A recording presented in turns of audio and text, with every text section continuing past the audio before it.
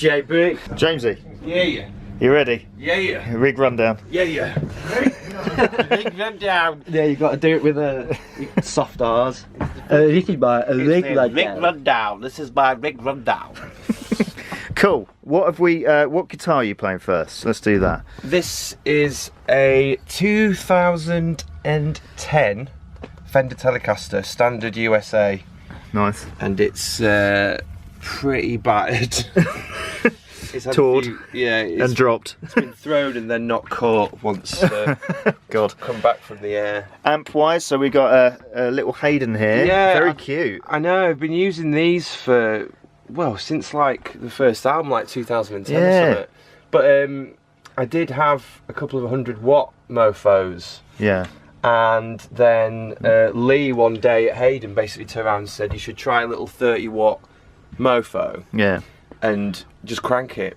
And Nice. I was like, oh, I'm not sure about that because it's only 30 watts or whatever. Oh. And then got it, plugged it in, cranked it, and it just sounds absolutely amazing. Brilliant. It does. I've just heard it come through the console. It just sounds really good. It's just the same as any smaller amp, I guess. If you're pushing it, it's gonna like drive the tubes. Drives naturally. Yeah. Yeah, and it just sounds like amazing. So we're running the 2x12. Do you know what drivers there are in these? I don't actually know, but I've had.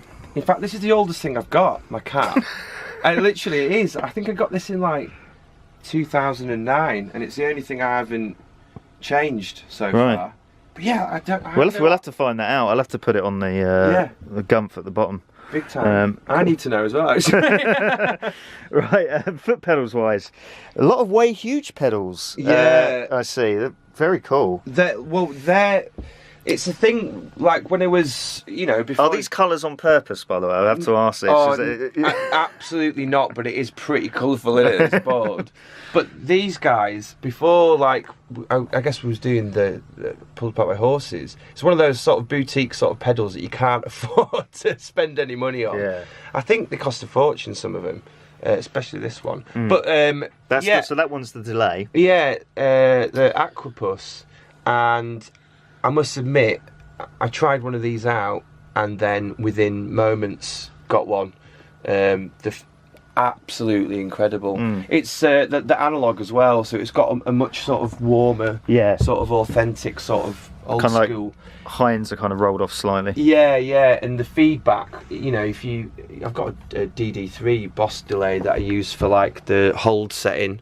And some like sort of short slap back as well. But when you have the feedback up on full, it sounds so crazy. It's kind of like almost psychedelic, the like constant repeat. That's cool. They're amazing though if you're looking for like atmospherics and stuff. But then I'm all about delays at the moment. Weirdly, you wouldn't think it if you listen to us, but this is actually a Hayden pedal. Cool. Okay. They started doing pedals called Dr. Green. And they sent a couple of them to us to try out, and that's a digital delay again. But it's amazing that I just use that for kind of short slapback as well. But these guys, I've got to talk about these guys. They're based in Wakefield, and they're called these guys are Green Carrot Pedals. Okay. But they got in touch, and I spoke to them a bit, and they sent me JC78. Oh, it's C78. It's two big muffs basically. Yeah. But it's called the Pumpkin. You can't see the name because I'm tape. But is this a Pumpkin's tone?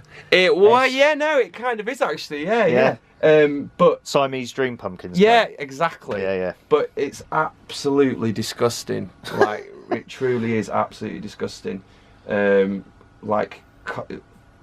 Sustains just forever. Yeah, it's almost like it's a digital machine. It's absolutely incredible.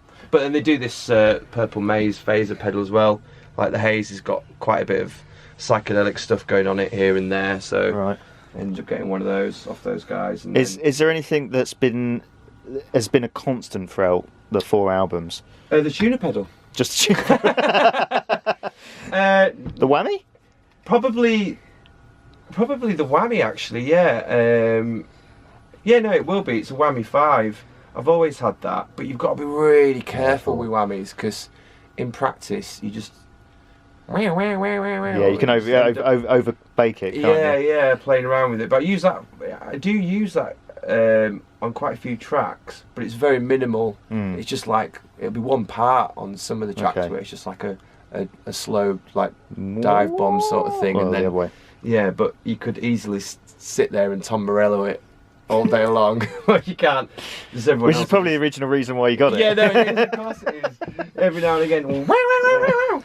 But yeah, no, probably the Whammy's the one thing I've had the longest. In fact, I started out with just a DS1 and a tuner and a Boss Octave pedal. And so all the drive was from the amp then? Yeah, I've always done that. And it's been Hayden from album 1? Yeah, no, completely. I mean, I used to just have a DS1 and an Octave pedal. And I originally used to use that as my gain, and then Andy Hawkins, who was a sound guy we used to work with, one day went, "What are you doing? You've got a great head there. Just drive it." And he's right. You should always. And it does sound really good. Oh yeah, it's just like if you've got a valve head and you're using pedals as your gain instead of the head, you probably need to rethink. Can't go wrong with that little puppy. No, yeah, big time. Amazing.